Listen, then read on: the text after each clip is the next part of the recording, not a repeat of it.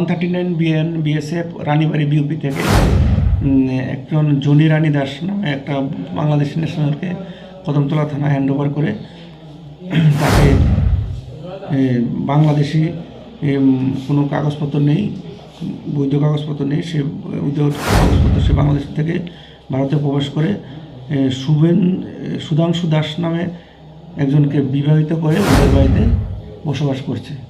তো এই ব্যাপারে আমরা একটা মামলা নিয়েছি, তাকে কোর্টে ফরওয়ার্ড করবো আজকে। সুধাংশু দাসের বাড়িতে বজেন্দ্রনগর, ওয়ার্ড নাম্বার 5। তো আমরা উড়ে গেস্ট